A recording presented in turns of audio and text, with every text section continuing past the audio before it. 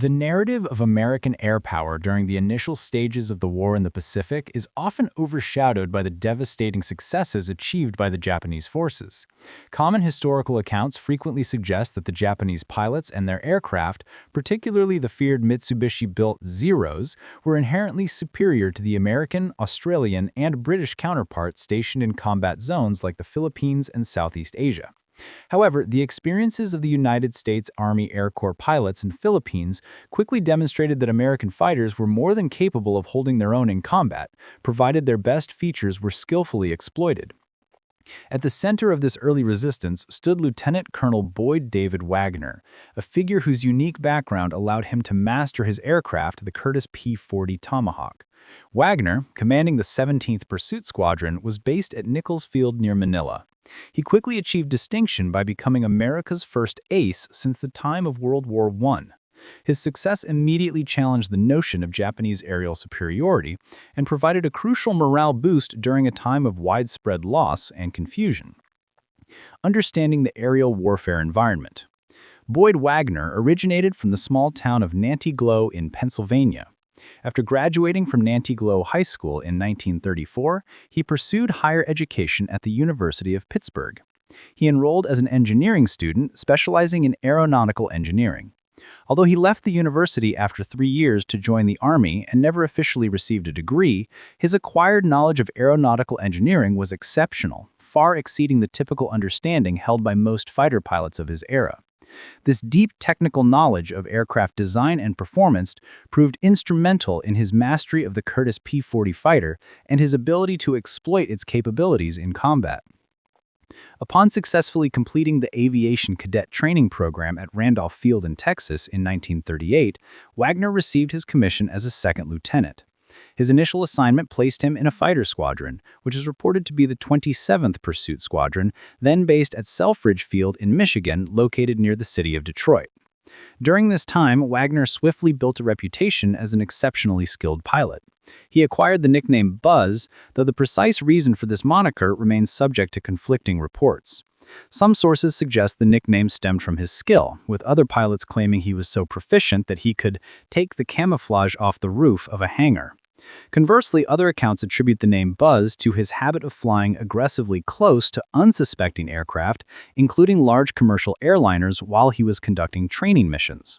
Regardless of the origin of his nickname, there is no debate that Boyd Wagner was a highly accomplished pilot, capable of pushing his fighter to its limits at both low, treetop levels and higher altitudes. By December of 1940, Wagner had transferred from the 17th Pursuit Squadron to the 17th Pursuit Squadron. When the 17th Pursuit Squadron received orders assigning it to the Philippines, Wagner relocated with the unit. The squadron was initially equipped with older aircraft, including the Seversky P-35s and the Boeing P-26s. While these fighters had been considered first-line aircraft in their time, they were already becoming obsolete when compared directly to the combat aircraft actively being manufactured by both the Germans and the Japanese. The arrival of the 17th Pursuit Squadron into the Army's Philippines Department increased the total fighter strength to 3 squadrons. These squadrons were all placed under the command of the 4th Composite Group, which also encompassed a bomber squadron that flew the aging Martin B-10s alongside an observation squadron. In May of 1941, 6 months after the 17th Pursuit Squadron's arrival in Manila, Major J.K. Gregg, who was the squadron's commander, was promoted to take command of the entire 4th Composite Group. This shift in leadership led to First Lieutenant Boyd D. Wagner becoming the new commander of the 17th Pursuit Squadron. Wagner assumed command just as all of the unit's Boeing P-26s were being replaced with Seversky P-35s. These P-35s had been diverted to the Philippines from a sale that had originally been planned for Sweden. As the P-26s were replaced, they were transferred over to the Philippines Air Force. Shortly after Wagner took command, the 17th Pursuit Squadron was moved to Iba, a small airfield. Iba was merely a grass strip situated on the western beach of Luzon, just to the west of the Zambales Mountains. The primary reason for the 17th Pursuit Squadron's assignment to Iba was gunnery practice, as the Air Corps had established a gunnery range within those mountains. The remote nature of Iba meant the airfield itself was rudimentary at best, and the transportation links connecting the field to the main Army Air Corps bases at Clark and Manila were notably poor. It was during this time that the pilots made a troubling discovery. The guns mounted on their fighters were largely defective due to improper installation and adjustment. This required every single gun in the squadron to be painstakingly removed from its mountings, adjusted, and the mountings themselves repaired. Unfortunately, these issues related to faulty gun installations and operations would continue to trouble the fighter force when the war inevitably began. Wagner's rise to command of the 17th Pursuit Squadron coincided with the United States government beginning a significant effort to reinforce the Philippines Department. This buildup was a direct response to the escalating Japanese aggression being witnessed in China. Previously, the Philippines had been considered a military backwater command, largely written off in American military defense strategies for the Pacific region. However, the increasing power of Japanese imperialism, especially its actions in China, prompted President Franklin Roosevelt to reevaluate the United States' options and initiate a necessary military buildup across the Philippine Islands. The core concept of this strategic plan revolved around establishing a large bomber force. This force was intended to consist of the new Boeing B-17s and consolidated B-24s, aircraft that were just beginning to enter the United States Air Corps inventory. These bombers were designated to serve as the main deterrent against Japanese aggression in the area, with several pursuit squadrons tasked with serving as interceptors for protection. A new command structure, known as the Pursuit Command, was established at Nielsen Field, with Colonel Harold George, who had recently arrived in Manila, appointed as its commander. The renewed strategic importance placed upon the Philippines led to the crucial decision to equip the pursuit squadron stationed there with the most modern fighter aircraft available, the Curtiss P-40. The initial models of the P-40 began arriving in the islands in June and were allocated to the 20th Pursuit Squadron, which was based at Clark Field. Subsequent later models of the P-40 were already rolling off the Curtiss production lines and were also designated for the Philippines, although these fighters would not arrive until October. In September, the 19th Bombardment Group transferred its operations to the Philippines and established its base at Clark Field. To accommodate the arrival of the Boeing B-17 bombers, Wagner relocated his 17th Pursuit Squadron south to Nichols Field, a location where the squadron had previously been based. A new unit, the 24th Pursuit Group, was officially activated to manage and control the 3 pursuit squadrons. That October, the first full complement of the new model P-40Es arrived. Both the 3rd and 17th Pursuit Squadrons immediately began the process of replacing their older Seversky P-35s with these newer, significantly more capable fighters. 2 additional squadrons, the 21st and 34th Pursuit Squadrons, departed California by ship in early November, intending to join the 24th Pursuit Group. The 21st Pursuit Squadron joined the 17th Pursuit Squadron at Nichols Field and was commanded by First Lieutenant William E. Dyes. Since both Dyes and Wagner had participated in pilot training programs at Kelly and Randolph Fields in San Antonio, Texas, around the same time period, it is plausible that they were already acquainted. In any case, they quickly developed a strong friendship at Nichols Field. The edge of conflict and initial strikes. On December 6th, Colonel George held a meeting with the young pilots stationed at Nichols Field. During this somber gathering, he informed them of the impending conflict with Japan. Colonel George spoke plainly, outlining the severe situation they faced. A communique had been sent out from the White House via the War Department the previous week, warning General Douglas MacArthur, the commander of United States forces in the Philippines, that war with Japan was imminent. Colonel George understood that if hostilities erupted, his young pilots would face overwhelming odds. He warned them that their situation was not necessarily suicidal, but it was dangerously desperate. This desperation stemmed from the fact that they would be facing an enemy force that possessed comparatively shorter supply lines and vastly superior numbers of aircraft and personnel. Yet, even Colonel George himself did not fully anticipate the true severity of the situation that was about to unfold. A shipment of new P-40Es had arrived at the depot sometime earlier, and these had been assembled. They were replacing the Seversky P-35s that the pilots of the 21st Pursuit Squadron had been temporarily flying upon their arrival. At this moment, the operational fighter strength stood at 70 airplanes. Colonel George assured the fighter pilots that they would be capable of putting up a good showing.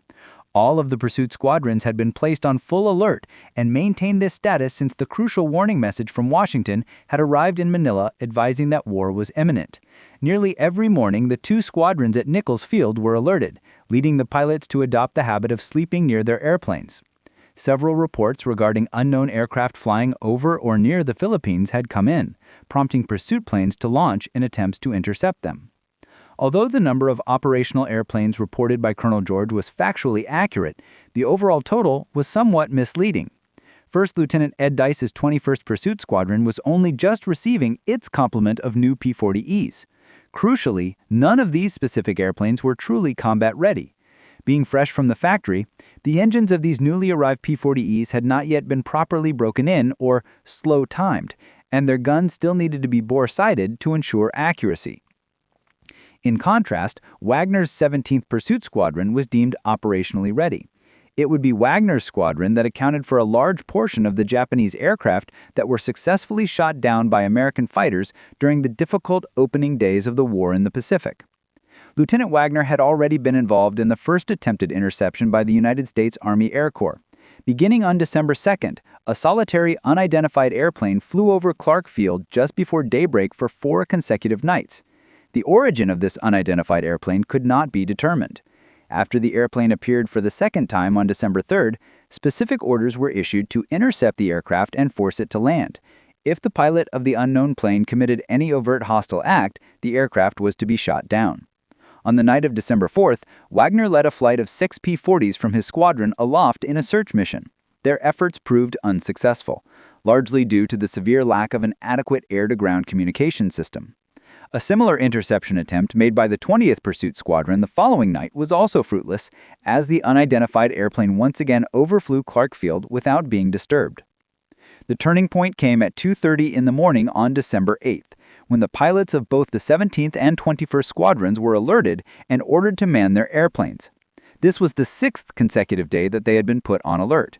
However, after approximately 10 minutes, they were told to stand down. At about 4:30 in the morning, the telephone rang in First Lieutenant Ed Dice's orderly room, and he received the first news of the attack on Pearl Harbor. The devastating strike on Pearl Harbor had occurred about 2.5 hours earlier. Wagner was undoubtedly notified of this critical news at the same moment. The word of the attack spread rapidly throughout the quarters. The pilots quickly returned to their aircraft, either gathering in small groups on the flight line or attempting to catch more sleep on the wings of their fighters. At 8 o'clock in the morning, Wagner received orders to take his 17th Pursuit Squadron into the air and establish an air cover patrol over Clark Field. Wagner set up his patrol line just to the north of Clark, near the town of Tarlac. The 20th Pursuit Squadron, which was based directly at Clark, had taken up a patrol line farther north, near the town of Rosales. Their mission was to defend against a formation of Japanese bombers that had been reported north of Luzon. Simultaneously, the Boeing B-17s belonging to the 19th Bombardment Group began taking off at 8 o'clock in the morning to prevent them from being caught unprotected on the ground. 2 of the 19th Bombardment Group's squadrons had already moved south to Del Monte Field on Mindanao a few days prior to the attack. As events transpired, the Japanese bombers that were approaching eventually turned and instead attacked Baguio, a mountain town located on northern Luzon. Wagner subsequently led his men back to Clark Field. By 11 o'clock in the morning, they had been refueled and were fully ready to take off again.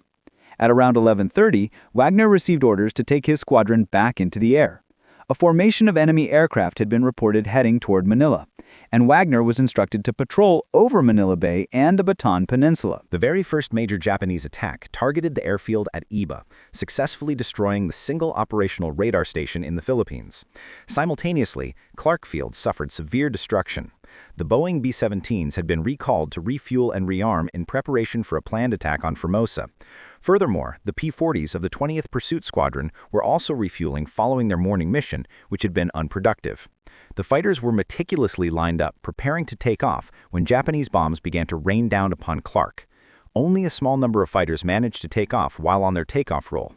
The vast majority of the P-40s on the ground were struck by shrapnel originating from the exploding bombs.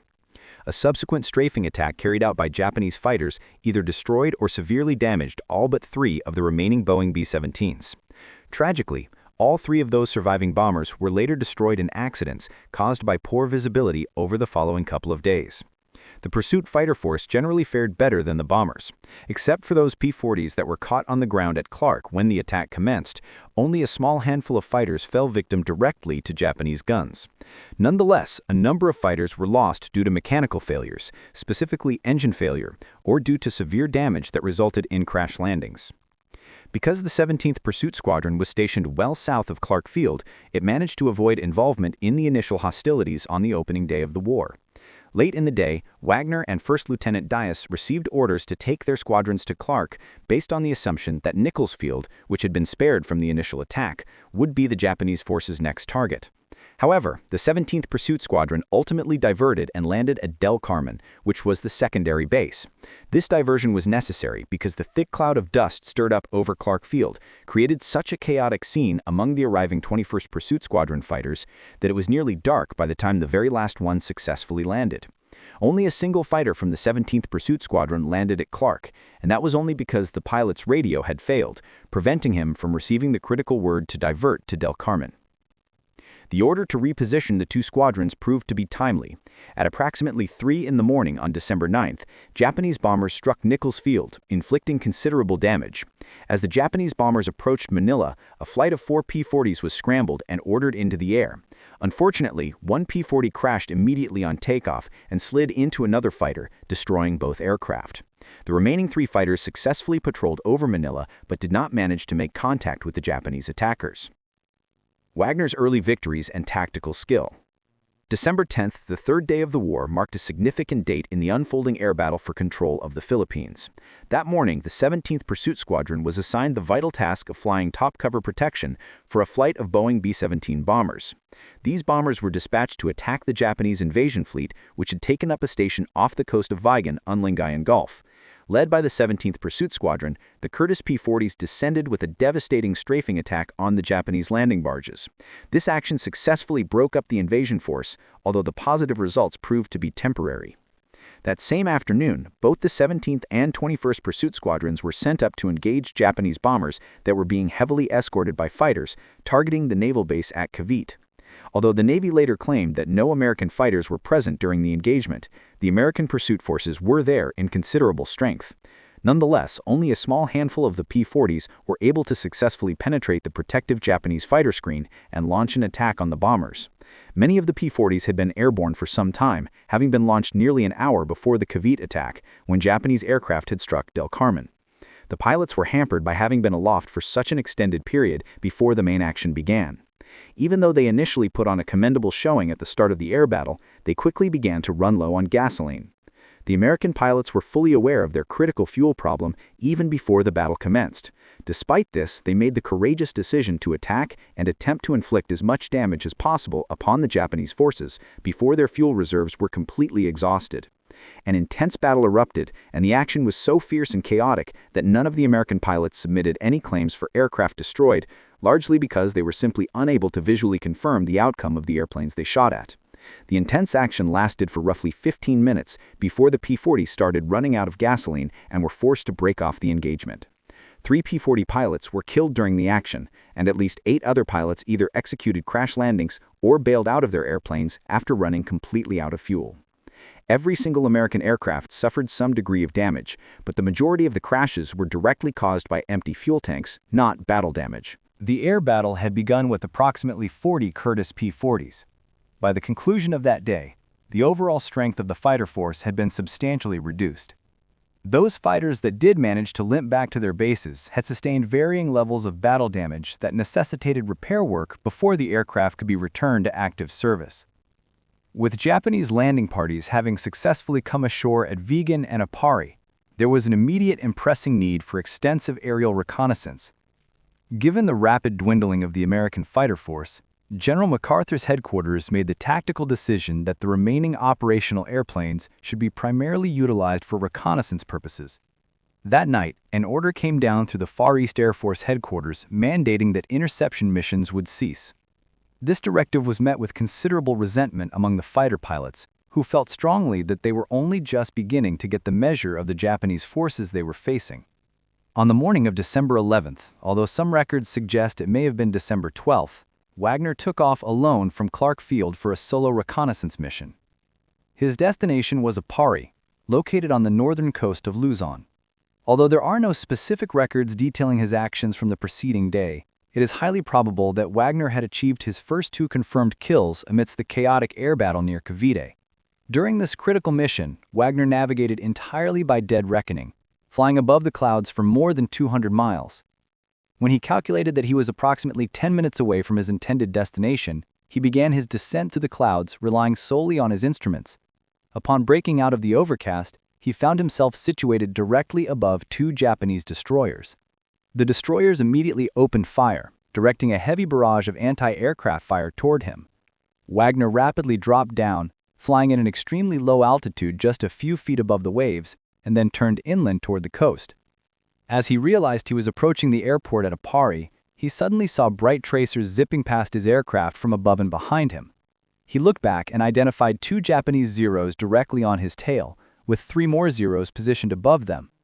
He reacted instantly, pulling his P-40 up into a steep chandelle maneuver, aiming into the glare of the sun. This immediate action successfully caused him to lose the 2 pursuing Zeros. He then executed a half roll and maneuvered to come down upon them from the rear. The 2 enemy aircraft were flying close together, and Wagner managed to shoot them both down almost immediately. He looked down and saw the enemy airport spread out directly beneath him. Seizing the opportunity, he made 2 strafing passes over the field, where he counted roughly a dozen fighters lined up. During these passes, he destroyed at least 5 of the parked enemy aircraft. As he pulled up from his second pass, he observed that the 3 Japanese fighters he had seen positioned above him were now diving rapidly toward his position. By this stage of the engagement, Wagner had critically recognized that his Curtiss P-40 was significantly faster than the famed Zero. He immediately jettisoned his empty belly tank, pushed his throttle fully forward, and quickly outdistanced the pursuing Japanese airplanes. His reconnaissance mission, though fraught with danger, was successfully completed, and he turned his aircraft back toward Clark Field. The following day, a proud General Douglas MacArthur issued an official communiqué specifically describing Wagner's extraordinary actions. Wagner's account of his victories, which some sources report as being the first of many, appears almost unbelievable when considering the historical reverence with which many early writers have treated the Japanese fighter pilots of the opening phase of World War II. Prior to the invasions of Singapore and the Philippines, Japan's most experienced pilots had never before engaged modern, first-line fighters or pilots who possessed superior training. Japan's previous aerial victories had been secured over China, achieved against Chinese pilots who possessed limited experience and were flying outdated airplanes. While it is undeniably true that United States air power in the Philippines had been severely depleted during the initial days of the conflict, the magnitude of these losses was attributed more to unfortunate bad luck and poor timing rather than the superior flying skill of the Japanese airmen. Wagner stood out as a knowledgeable and superior pilot who had swiftly identified and grasped the weaknesses inherent in both the Japanese airmen and their aircraft, and he knew precisely how to exploit those weaknesses. The Curtiss P-40s were heavily armed with 6 powerful .50 caliber machine guns that were capable of unleashing a dense hail of lead. When the rather lightly built Japanese fighters were caught within the apex of this concentrated fire, they often violently disintegrated. In the weeks and months that followed, Wagner would repeatedly demonstrate that his first recorded kills were absolutely not a fluke or a lucky chance. The records concerning the exact timing of Wagner's initial victories contain some complexity.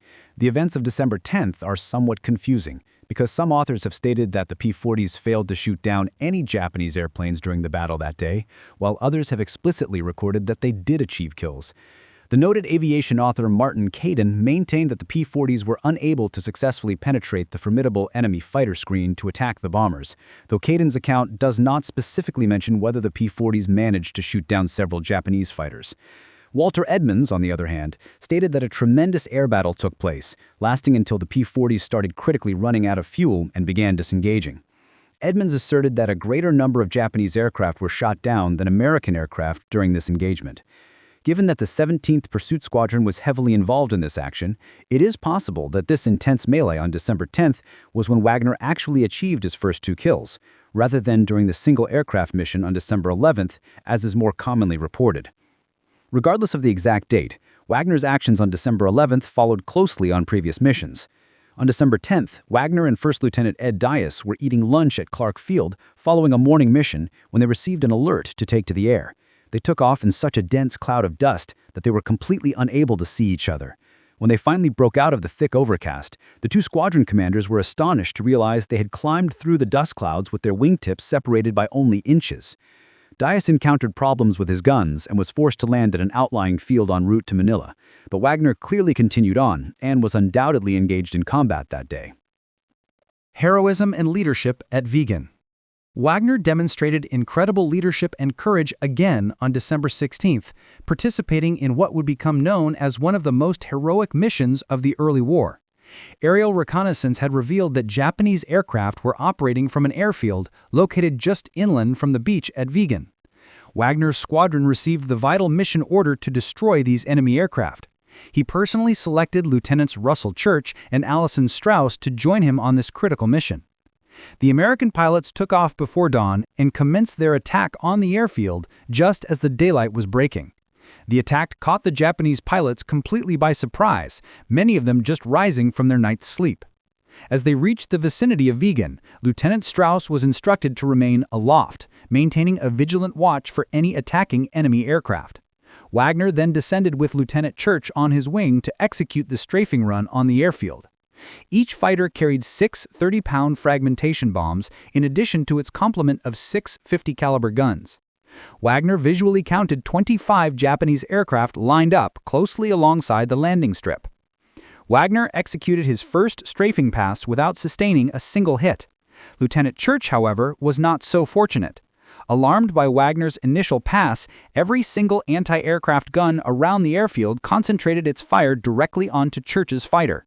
His aircraft was set on fire just as he was commencing his dive. Lieutenant Church had the option to pull up and away from the target, gaining altitude in order to safely bail out. Instead, he made the heroic choice to continue his run. He dove his burning airplane onto the airstrip and released his bombs. He then continued flying down the line in a determined strafing pass.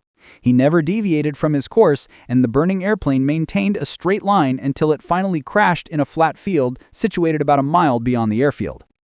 Lieutenant Church's incredibly heroic death profoundly affected Wagner.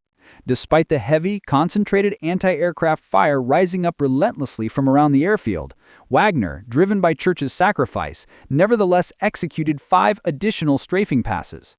During the chaos, a single Japanese fighter managed to get airborne. Wagner, displaying an amazing piece of airmanship, throttled his engine back and allowed the enemy plane to pass him. He then successfully shot the Japanese fighter out of the sky.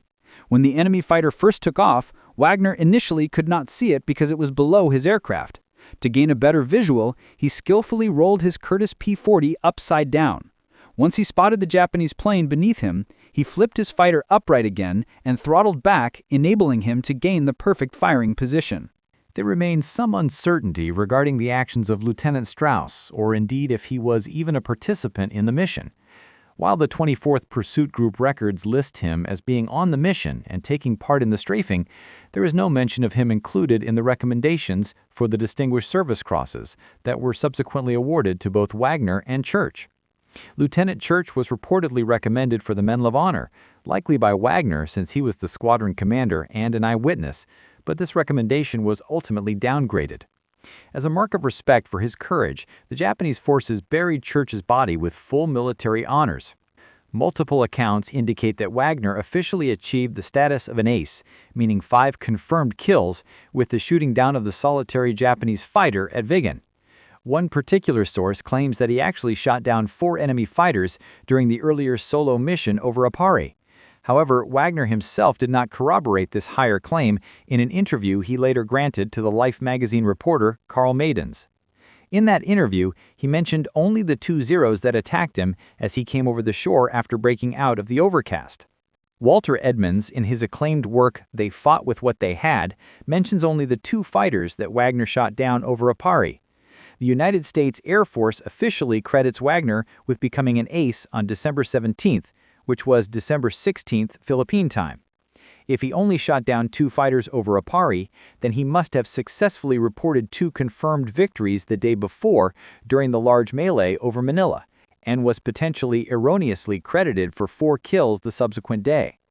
It is important to note that the records maintained by the 24th Pursuit Group were compiled long after the actual events and are generally considered less accurate than they would have been had they been written immediately at the time of the action. The crediting process was not always consistent or fair. Interestingly, not every fighter pilot who shot down Japanese aircraft was officially given credit for their kills. First Lieutenant Dice, for instance, is known to have successfully shot down at least 3 Japanese aircraft, yet he was never officially credited with any victories. This lack of official credit likely occurred because his squadron remained stationed on Bataan, and those pilots subsequently became prisoners of war. Wagner's tactical genius was rooted in his engineering background, allowing him to quickly understand the flight envelope of the Curtiss P-40 Tomahawk. American pilots in the Philippines had recognized that while the Mitsubishi-built Zeros were highly maneuverable and possessed superior high-altitude performance due to their lighter-weight construction, the American fighters could certainly prevail if their inherent strength were utilized. Wagner exploited the P-40's superior speed, especially in level flight or dive, to attack and quickly withdraw, thus avoiding the deadly dogfighting maneuvers where the Zero held the advantage.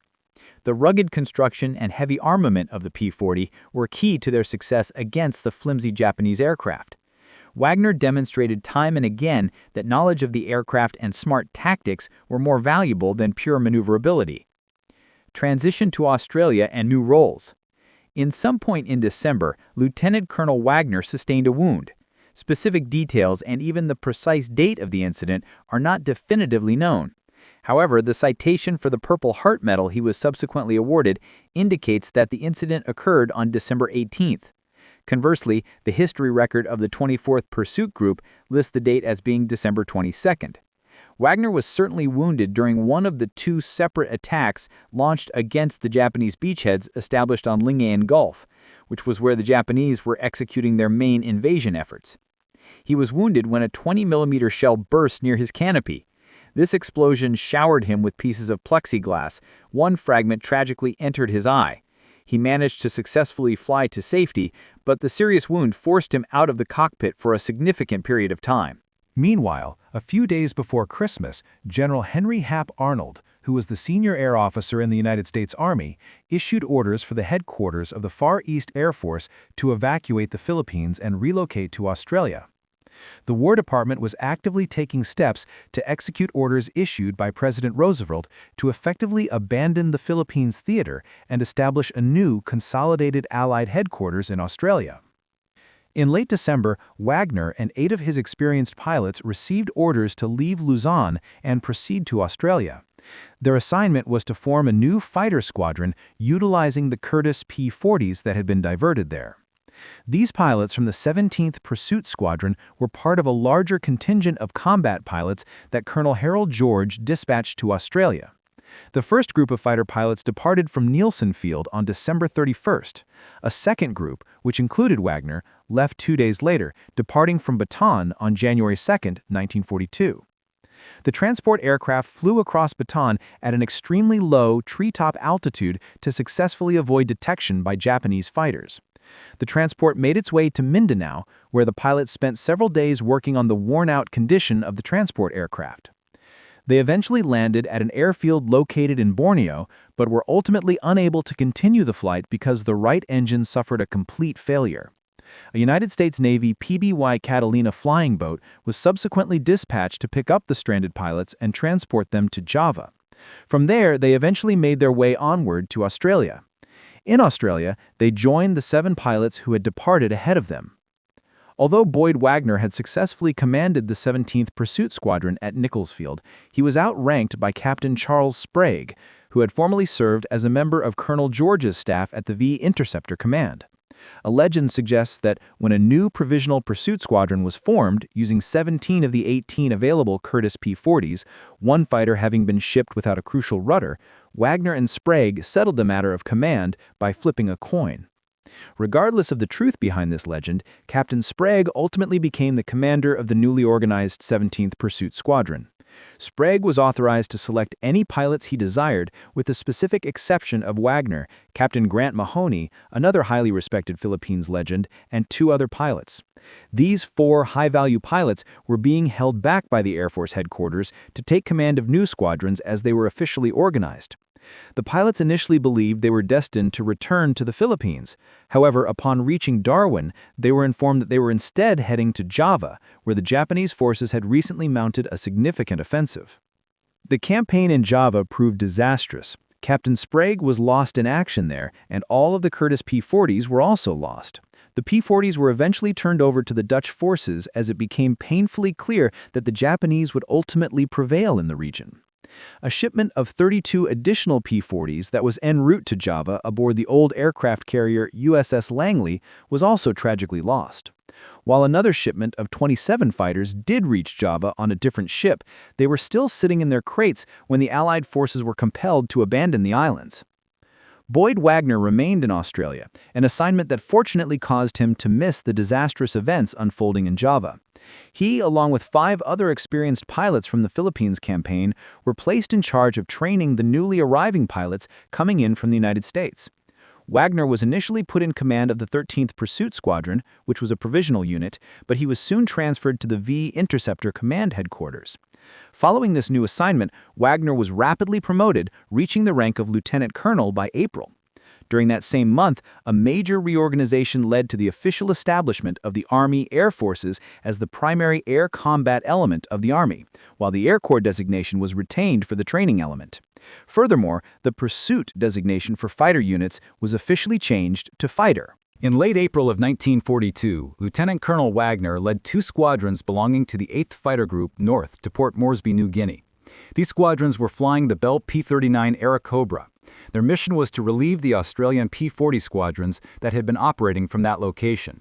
Wagner's new and official position was the Director of Intercept for the Port Moresby area. His rapid promotion reportedly made him the youngest lieutenant colonel within the Army at that time. As soon as these pilots entered combat operations, they immediately began compiling a remarkable combat record that would establish them as one of the most successful units in the entire history of the Air Force. Just as he had done with the Curtiss P-40, Wagner thoroughly familiarized himself with the Bell P-39 Airacobra, learning the aircraft inside and out. Although the P-39 was generally not considered capable of effective high-altitude combat, Wagner viewed it as an effective fighter against enemy bombers up to 18,000 feet, and highly effective against Japanese fighters at lower altitudes. The P-39 was recognized as lacking in acceleration when directly compared to the famous Zero, but it was actually faster in level flight and possessed the capability to pull away from the Japanese fighter after the Zero's initial burst of power was expended. Wagner's decisive leadership in New Guinea established the operational procedures and tactical framework for the subsequent air war waged throughout the Southwest Pacific Theater. Shortly after their arrival in Port Moresby, on the afternoon of April 30th, Wagner personally led 13 P-39s on a strafing attack targeting the Japanese airfields at Lae and Salamaua. The results achieved were spectacular. In the brief aerial engagement that followed the ground attack, the P-39 successfully shot down 4 Japanese Zeros. 3 of those confirmed enemy aircraft were personally claimed by Wagner himself. This brought his total confirmed score to 8 kills, a record that would remain standing for a considerable period. Unfortunately, Wagner evidently suffered another eye injury, picking up another piece of plexiglass. This second injury effectively ended his combat flying career. Adapting tactics and establishing a legacy. Over the ensuing several months, the fighters under Wagner's command proved to be more than capable of successfully defending Port Moresby. This success was achieved even though they were flying an airplane, the Bell P-39 Airacobra, that was considered considerably inferior to the Zero in overall performance characteristics. What the small P-39s lacked in high-end performance, they compensated for with their notably rugged construction and impressive survivability. Wagner issued strict orders to his men, instructing them not to attempt to engage in dogfighting maneuvers with the highly agile Japanese aircraft. Instead, he commanded them to utilize the P-39's superior speed to their advantage and to attack enemy formations from a higher altitude in a single, decisive diving pass. Because the P-39s lacked the required performance specifications to climb to very high altitudes, the P-39s frequently failed to intercept the approaching Japanese bomber formations. Consequently, none of the pilots flying the P-39 or P-400 models managed to achieve A status while operating the Airacobras. Even though their record in air-to-air combat was less than dramatic, the P-39s inflicted a heavy toll on Japanese air power in the New Guinea region. Wagner wisely recognized that an airplane destroyed on the ground was strategically equivalent to one successfully shot down in aerial combat. He therefore regularly sent his fighters out on strafing attacks, targeting the Japanese airfields located around Lae. While the losses in terms of equipment were significant, the losses in terms of human personnel were light. In almost every instance when a P-39 or P-400 went down, the pilot managed to survive.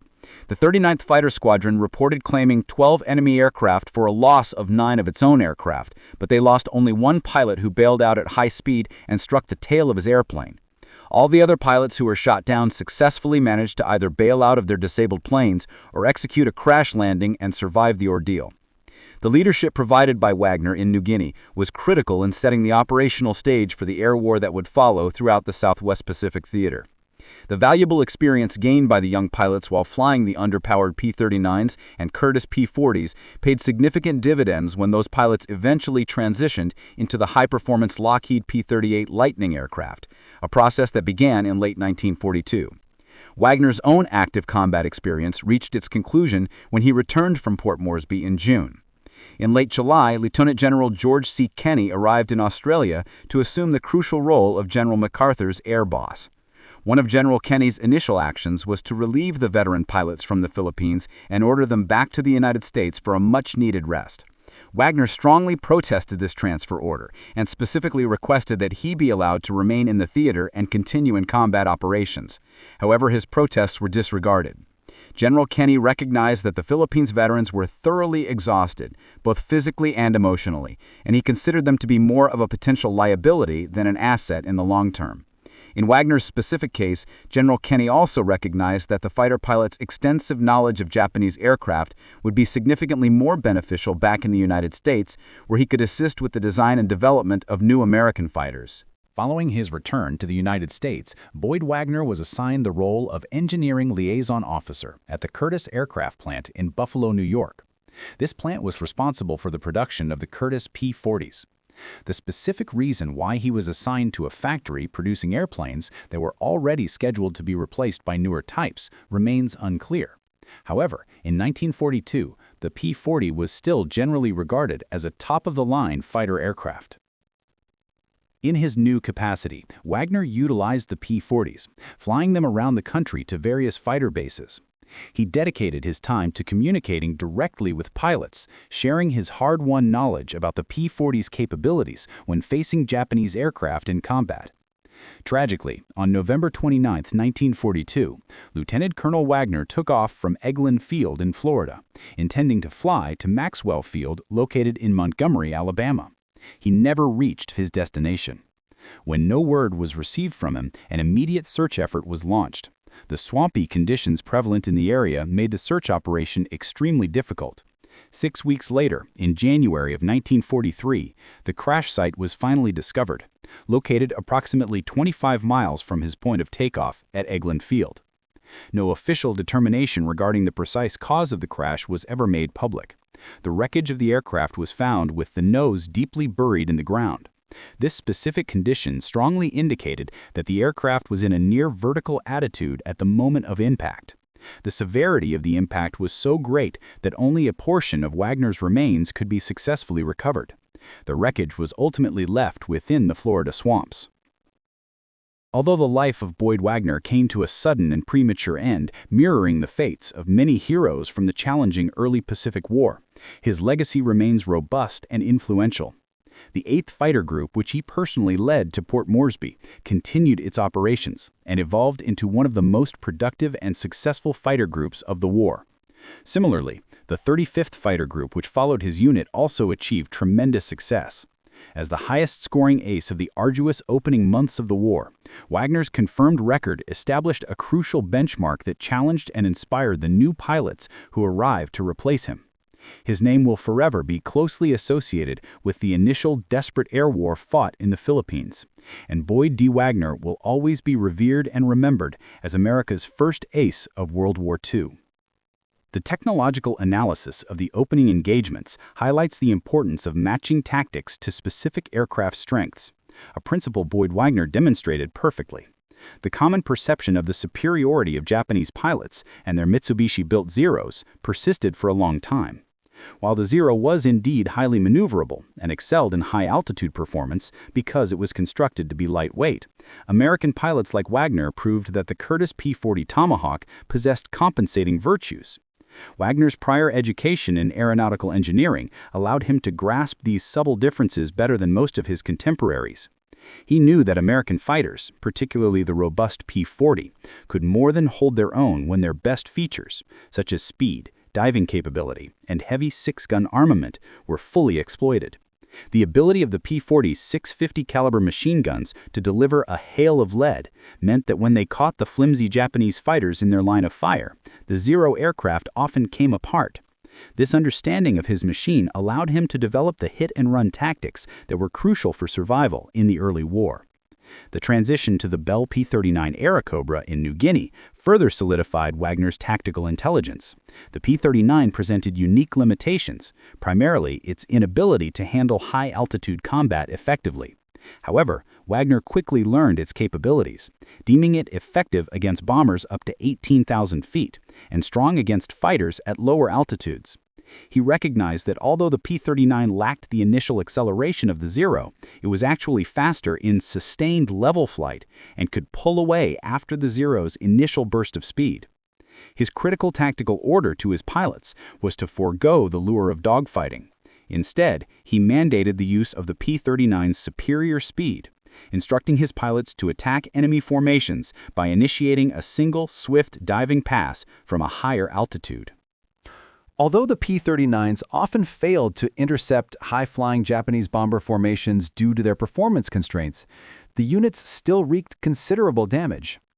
This was primarily achieved through Wagner's focus on destroying Japanese air power on the ground. He instituted regular strafing attacks on Japanese airfields, such as those near Leh. He understood that the destruction of an airplane on the ground held the same strategic value as one shot down in an aerial engagement. This tactical approach resulted in heavy equipment losses for the Japanese and provided crucial, transferable combat experience for the American pilots. The pilots who mastered the limitations of the P-39 and P-40 under Wagner's tutelage were well prepared when they eventually transitioned to the superior Lockheed P-38 Lightning later in 1942. The events in the Philippines served as a brutal, yet essential learning ground for American air forces. The initial lack of preparedness was evident in the condition of the aircraft, such as the new P-40Es arriving at the 21st Pursuit Squadron with unslow-timed engines and unbore-sided guns. The logistical failures, like the destruction of the only operational radar station at Iba, compounded the strategic difficulties faced by the defense forces. The massive losses sustained on December 8th were not a result of Japanese pilots being overwhelmingly superior, but rather a consequence of poor timing and bad luck. The Boeing B-17 bombers and many Curtiss P-40 fighters were caught on the ground at Clark Field while refueling or preparing to take off, making them easy targets. Wagner's squadron, which was south of the main action, was spared the initial wave of destruction. However, the intense, costly engagement over Cavite on December 10th showed the immense pressure placed on the remaining forces. The pilots flew until their fuel tanks were empty, willing to risk certain crash landings or bailing out just to inflict damage on the enemy invasion force.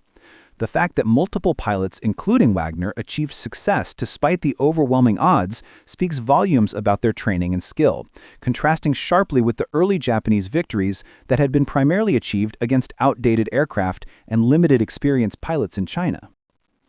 The confusion surrounding Wagner's official count of victories highlights the chaotic nature of the early war.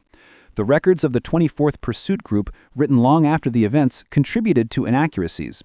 While Wagner reported only 2 kills over Apari on December 11th, 12th, the Air Force officially declared him an ace on December 17th, United States time, suggesting he was credited with more victories than he personally claimed in that single engagement.